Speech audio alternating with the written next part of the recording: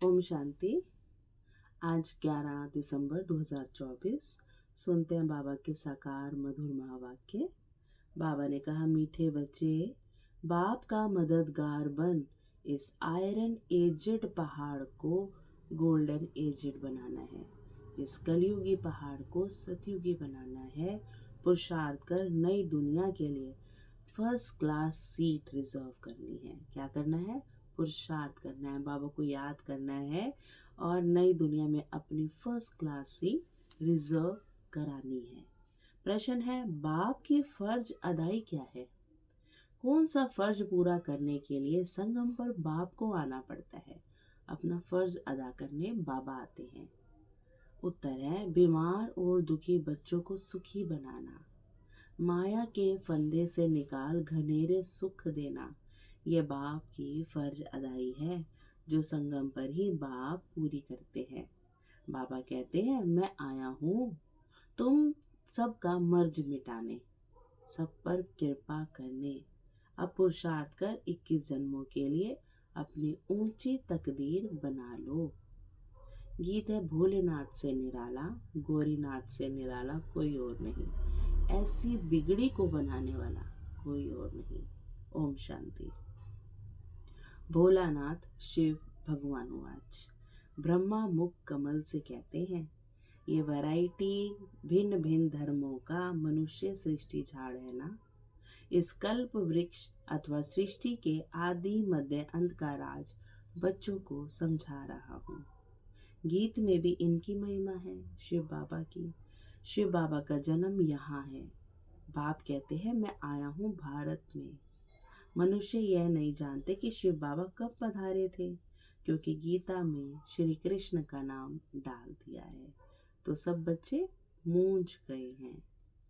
द्वापर की बात तो है, द्वापर की तो बात ही नहीं है। बाप समझाते हैं, बच्चे 5000 वर्ष पहले भी मैंने आकर के ये ज्ञान दिया था। इस झाड़ से सभी को मालूम पड़ जाता है।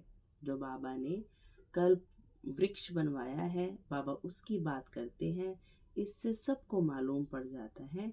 झाड़ को अच्छी रीति देखो, सभी धर्मों का उसमें पता है कौन सा धर्म कब आता है। सतयुग में बरोबर देवी देवताओं का राज्य था। त्रेता में राम सीता का, बाबा आदि मध्य अंत का राज बतलाते हैं। बाबा बच्चे पूछते हैं, बाबा हम माया के फंदे में कब फंसे, कब से परेशान हुए, दुखी हुए? बाबा कहते, बच्चे द्वापर से नंबरवार, फिर दूसरे धर्म आते हैं नीचे। तो हिसाब लगाने से समझ सकते हैं कि इस दुनिया में हम फिर कब से आएंगे। अगर समझो इस्लामी, बोधी और क्रिश्चियन धर्म, सिख धर्म, ये सब देखें कल्प वृक्ष को तो समझ जाएंगे ना, हम सृष्टि की शुरुआत में या शुरुआत के इतने समय बाद हम इस सृष्टि पर आएंगे। शिव बाबा कहते हैं, मैं 5000 वर्ष के बाद आया हूँ। बाबा को भी तो अपना समय पता है, संगम पर अपना फर्ज निभाने। पिता कहा है उसने, परम पिता, God father, merciful, guide, liberator, दुख हरता, सुख करता, ये पाठ बजाया है। तभी तो इतनी आरतियाँ, इतनी गीत गायन, महिमा, कीर्तन होते हैं बाबा के। तो शिव बाबा कहते हैं, मैं भी आता हूँ संगम पर, ये सारे फर्ज निभाने आता हूँ। सभी जो भी मनुष्य मात्र हैं सभी दुखी हैं, उनमें भी खास भारतवासी। ड्रामानुसार भारत को ही मैं सुखी बनाता हूँ। बाप का फर्ज होता है बच्चे बीमार पड़े तो उनकी दवा दरमल करना। ये है बहुत बड़ी बीमारी माया की, विकारों की, जो हर आत्मा के अंदर मर्ज हो गई है। सभी बीमारियों का मूल ये 5 विकार हैं। बच्चे पूछते हैं, ये कब से शुरू हुए? कब से हुए? फिर द्वापर से। रावण की बात समझानी है। रावण को कोई देखा नहीं जाता। रावण क्या है? जब भी रावण को हम लौकिक में भी जलाते हैं तो बाद में एक स्लोगन बोलते हैं, बुराई पर अच्छाई की जीत। तो रावण बुराई का प्रतीक है, बुद्धि से समझा जाता है। बाप को भी बुद्धि से जाना जाता है। आत्मा मन बुद्धि सहित है। आत्मा जानती है कि हमारा बाप परमात्मा है। सुख दुख लेप छेप में आत्मा आती है। आत्मा निर्लेप नहीं है, हर चीज का लेप आत्मा पर चढ़ता है। जब शरीर है तो आत्मा को दुख होता है। ऐसे नहीं कहते कि मुझ परमात्मा को दुखी मत करो। क्या कहते हैं, मेरी आत्मा को मत सताओ, मेरी आत्मा बहुत दुखी हो गई है। कभी कहा किसी ने, अगर सबके अंदर ही परमात्मा हो और ये कहे कि मेरे मुझ परमात्मा को दुखी मत करो? बाबा कहते नहीं बच्चे, बाप भी समझाते हैं कि मेरा भी पार्ट है। बाबा का सुख का पार्ट है, दुख का पार्ट या जो सुख में आने का पार्ट वो हमारा है। बाबा केवल दाता है, देने का पार्ट है, और वो भी केवल सुख, दुख नहीं देते शिव बाबा। कल्प कल्प संगम पर आकर मैं पाठ बजाता हूँ। जिन बच्चों को मैंने सुख में भेजा था वे दुखी बन पड़े हैं। मकान कितना भी नया बनाओ, पुराना तो हो गई, रिपेयरिंग मांगेगा ही। तो शिव बाबा भी हमें पहले सुख की दुनिया में भेजते हैं, धीरे धीरे दुख ऑटोमेटिक होने लग जाता है। गर्मी से सर्दी कब आती हम पूछते हैं, कैसे आ गई, फिर सर्दी से गर्मी आई तब भी नहीं पूछते। तो चक्र है ना, तो ये भी एक चक्र है। बाबा कहते इसलिए फिर ड्रामा अनुसार मुझे आना पड़ता है, बाकी कचमच अवतार ये बातें नहीं है। शिव बाबा कछुए में आए, मगरमच्छ में आए, जीव जंतुओं में आए। बाबा कहते नहीं बच्चे, ऐसे कोई अवतार नहीं था, हम पहचानेंगे कैसे भगवान है। कहते हैं परशुराम ने कुल्हाड़ा क्षत्रियों को मारा, अब परमात्मा ही मारने लग जाए तो ये तो आत्माएं आजकल फिर सही कर रही हैं। बाबा कहते सब दंत कथाएं हैं, ये परमात्मा के कर्तव्य नहीं है। एक तरफ तो हम कहते हैं दुखहरो, और कुल्हाड़े मार रहे हैं तो वो क्या दुख दे रहे हैं? तो सब विवेक से समझने की बातें हैं। तो अब बाप समझाते बच्चे मुझे याद करो, मैं जो हूँ जैसा हूँ, मुझे यथार्थ रीति पहचानो और मुझे याद करो। ये है जगदम्बा और ये है जगत पिता। मदर और फादर कंट्री कहते हैं ना।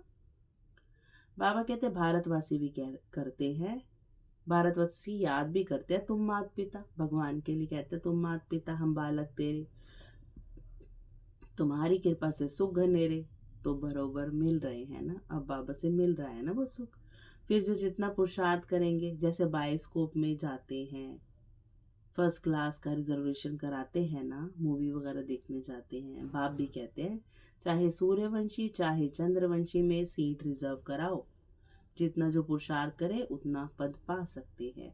तो सब मर्ज मिटाने बाप आए हैं, सब बीमारियां दूर करने, मन की, तन की, धन की, संबंधों की, हर चीज की।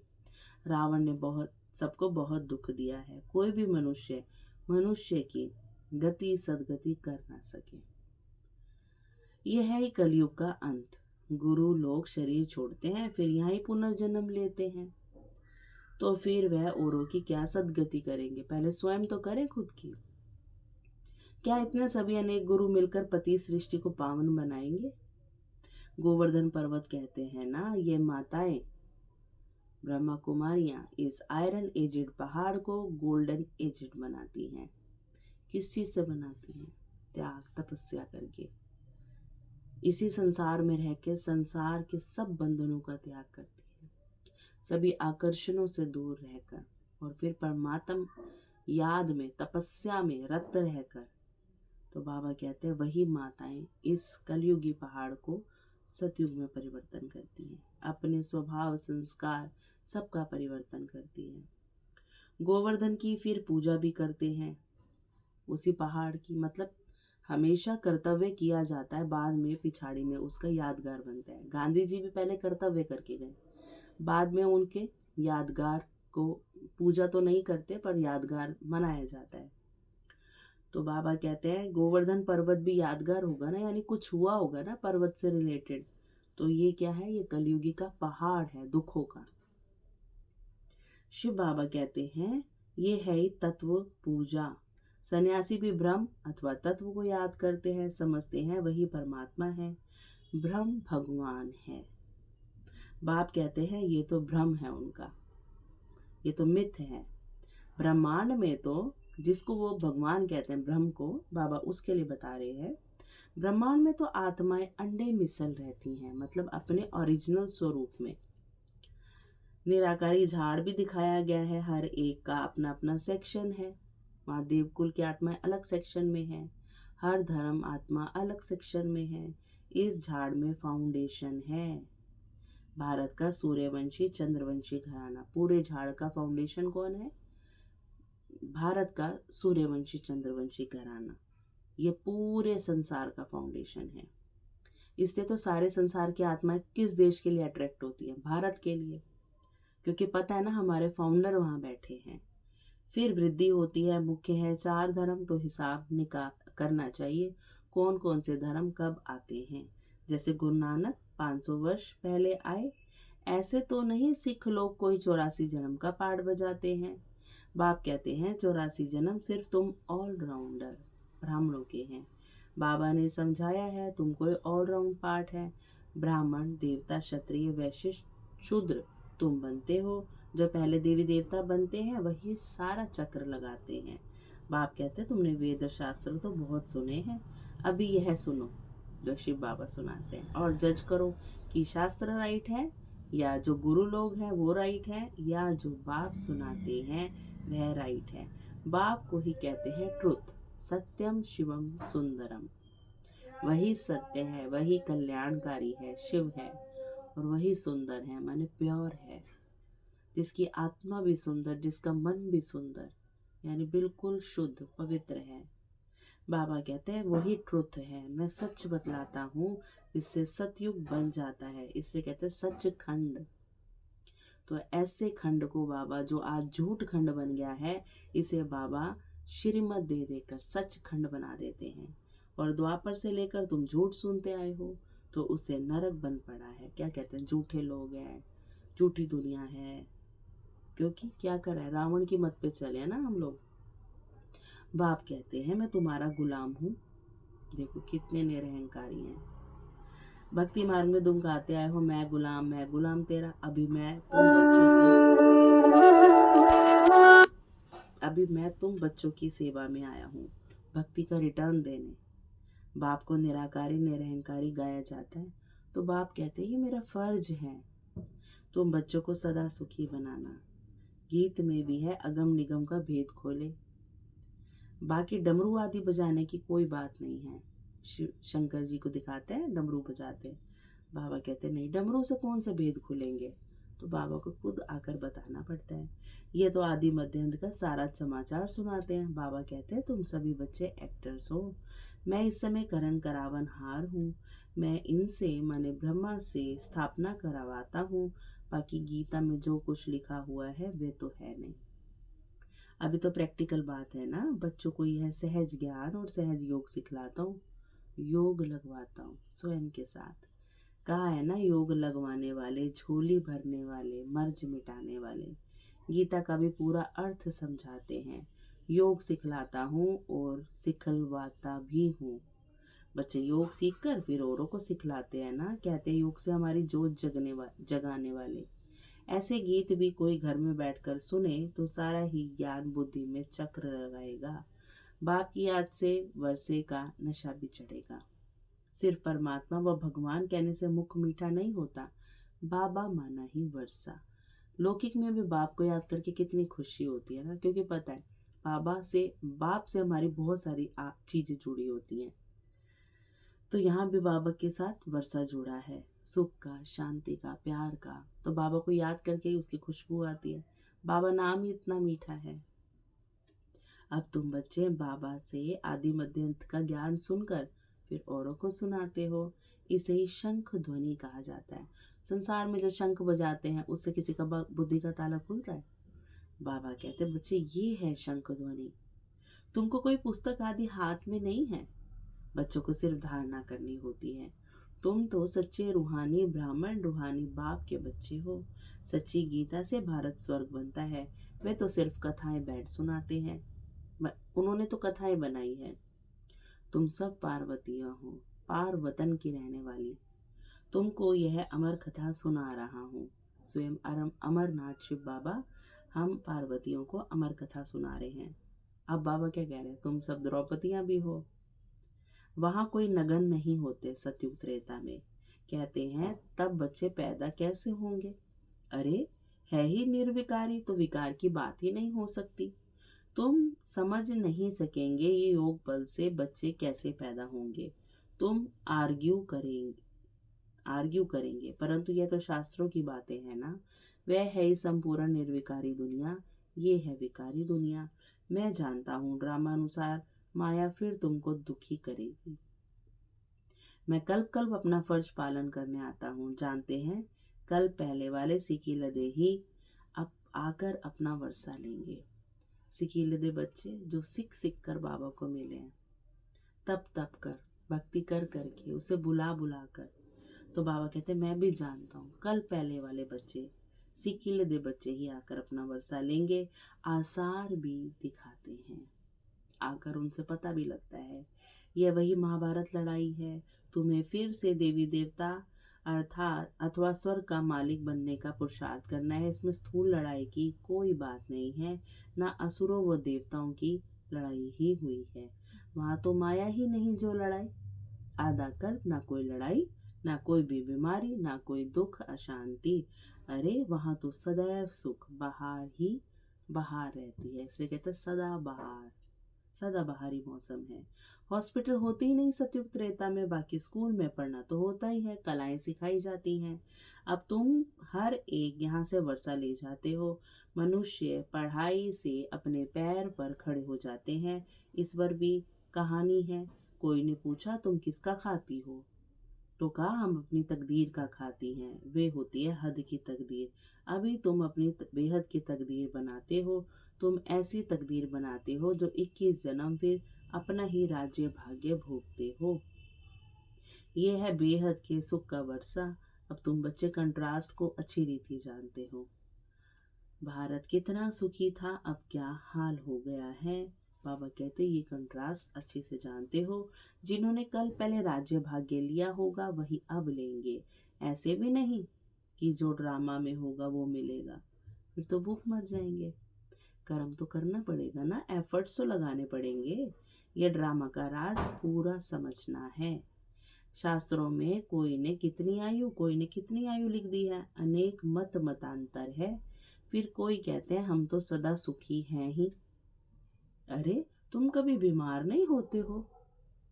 वे तो कहते हैं रोग आदि तो शरीर को होता है, आत्मा तो निर्लेप है। अरे चोट आदि लगती है तो दुख तो आत्मा को होता है ना। ये बड़ी समझने की बातें हैं।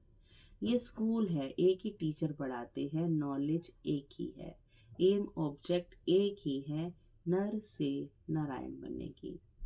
जो ना पास होंगे वे चंद्रवंशी वंशी में चले जाएंगे। जब देवताएं थे तो क्षत्रिय नहीं थे। सतयुग में एक भी क्षत्रिय घराने की आत्मा नहीं है, यानी त्रेता की आत्मा।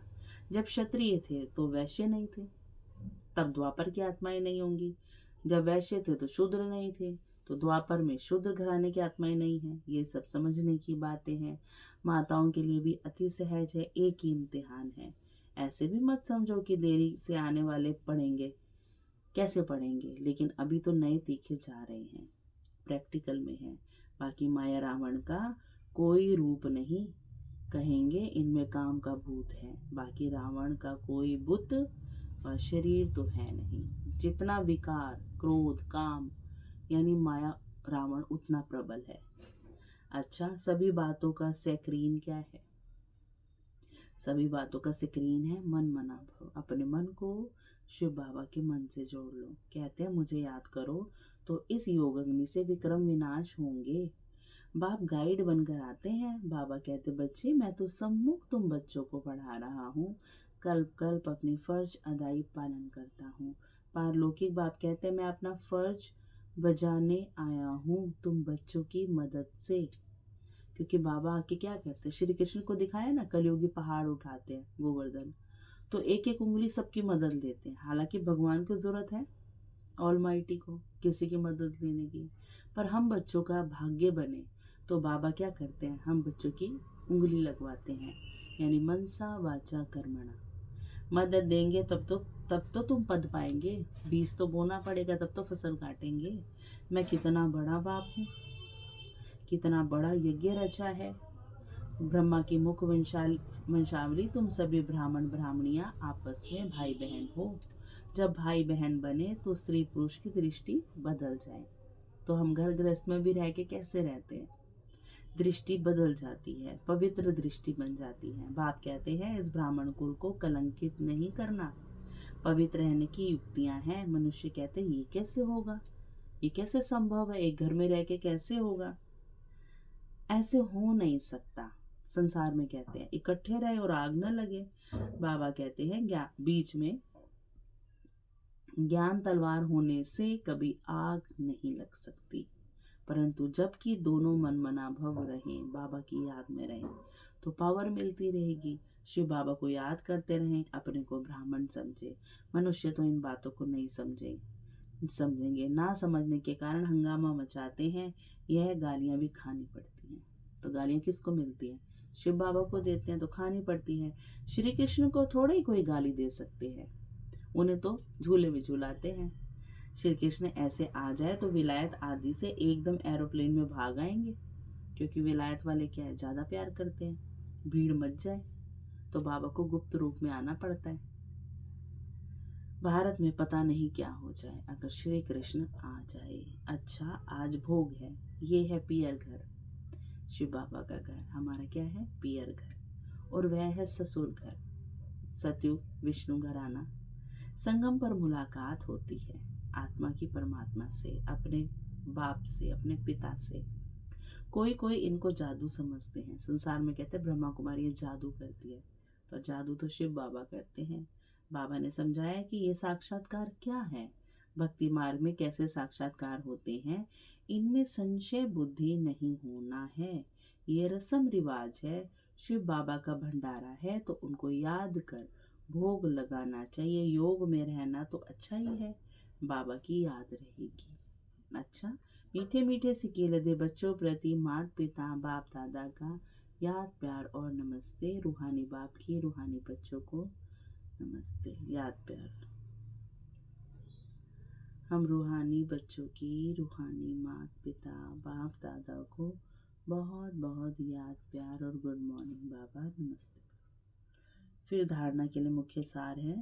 पहला पॉइंट, स्वयं को ब्रह्मा मुख वंशावली समझकर पक्का पवित्र ब्राह्मण बनना है।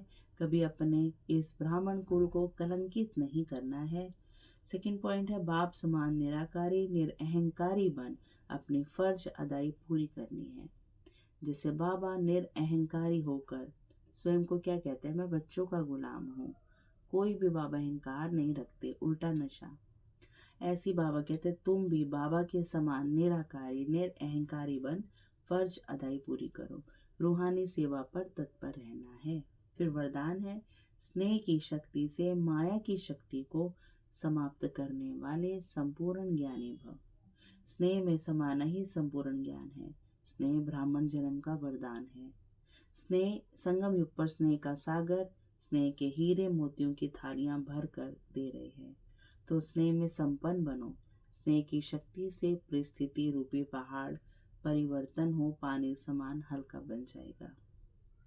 माया का कैसा भी विकराल रूप व रॉयल रूप सामना करे तो सेकंड में स्नेह के सागर में समा जाओ। तो स्नेह की शक्ति से माया की शक्ति समाप्त हो जाएगी। स्लोगन है, तन मन धन मन वाणी और कर्म से बाप के कर्तव्य में सदा सहयोगी ही योगी हैं। अच्छा, ओम शांति। शुक्रिया मीठे बाबा, शुक्रिया।